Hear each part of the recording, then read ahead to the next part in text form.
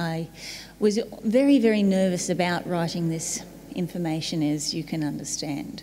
It's not Buddhist bashing, and you're not going to hear me say anything is evil, all right? I do not think Buddhism is evil. I think that it is human. Evil seems to be a really good word to excuse a lot of very bad behaviour by a lot of people on this planet, right? A lot of people don't realise that there's an inner and an outer Kalachakra teaching.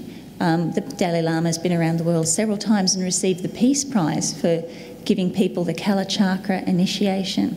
Yet the inner Kalachakra is all about a Buddhist jihad. It's about killing massive amounts of actual Muslims.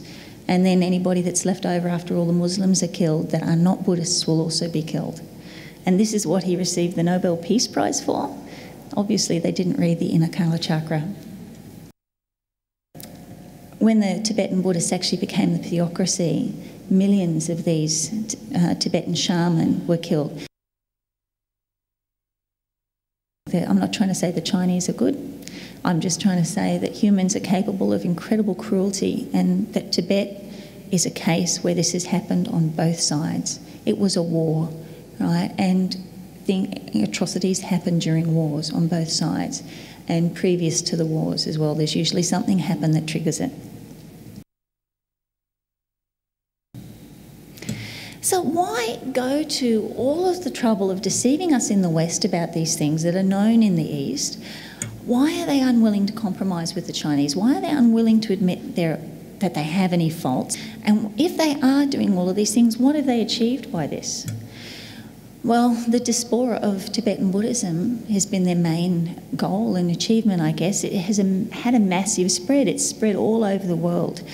It's also filled their coffers with funds from every country. There's an old saying, if you don't understand something or the reason why a country is doing something, follow the dollars.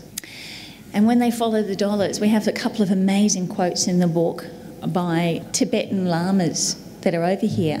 When they were asked about different things that they were teaching and they were confronted about them being fraudulent, they said, well, it doesn't matter, you didn't need to know, we're just selling enlightenment to ignorant barbarians anyway. You want to buy enlightenment? We'll sell you enlightenment.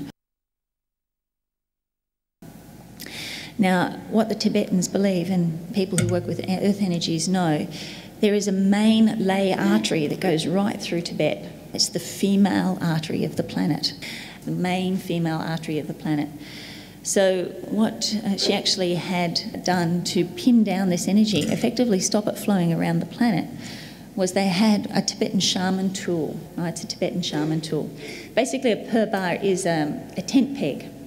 The tent pegs that they put in the 4 directions around their yurt would actually make that a safe place for them and would pin down any negative influences. That was the symbolism of it.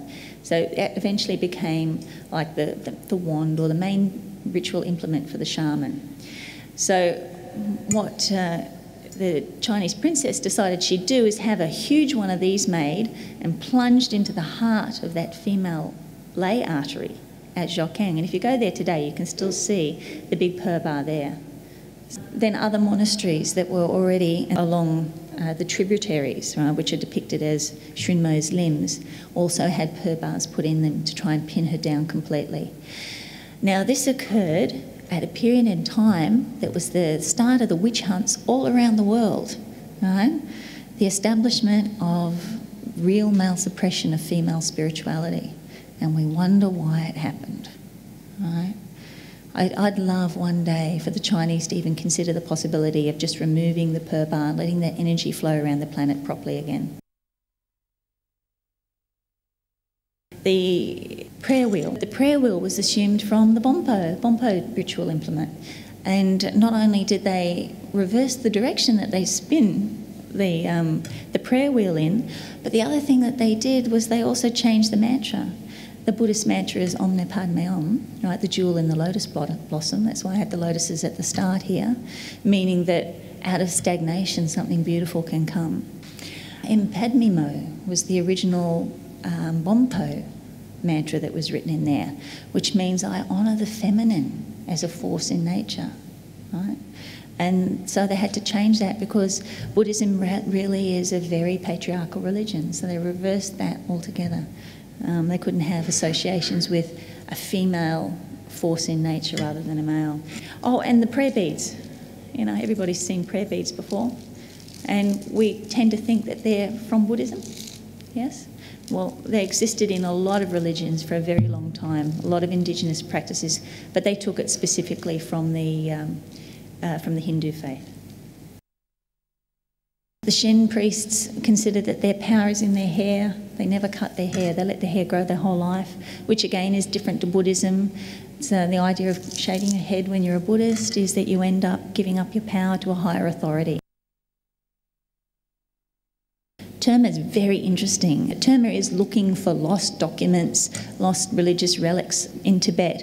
And these Terma practitioners have found Egyptian hieroglyphs, Egyptian instruments, Druid implements, Celtic implements over there. They have found lost books of the Bible over there. They have found something from every religion. So it's not just Buddhism things that they look for over there. I bet you didn't know that we had fundamental extremist Buddhists, the secret society for the destruction of internal and external enemies of Tibet. We also have Tibetan guerrillas. These organisations are known, but not well known. Right? So just as we have fundamentalism in any form of belief, we also have it in Tibetan Buddhism. I don't know why they call it fundamentalism. It's not very fun. The Kalachakra is about peace and love, as I said earlier. The Kalachakra itself concerns itself with the history of the world. This is the Tibetan Buddhist Kalachakra. The prophecies are of religious wars, the rise of the Chakravartin, who is a very warlike world ruler. He will lead an army of Buddhists who are armed with super weapons to wipe out all non-Buddhists at a future time in what it describes as a cruel and merciless way, and would establish a Buddhocracy. That's a quote from another book, not my term, by means of the ultimate Buddhist jihad. Right? So they're going to wipe out the Muslims first, right? And then they're going to wipe out anybody who hasn't converted to Buddhism. It's called Buddha's Sunrise. Now, in the May before the World Trade Center disaster occurred, what we had was the Muslims destroyed these two statues, right, in the Middle East. So I find that a particularly disturbing picture, to see them placed in the place of the World Trade Centres, and for it to be called Buddha's Sunrise. Right, Buddhism's becoming the next trendy thing at the moment.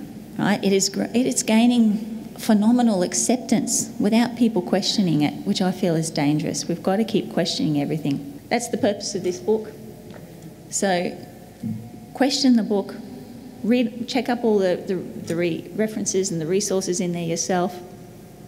And if you find the information useful, give it to somebody that you care about that may not have asked sufficient questions yet.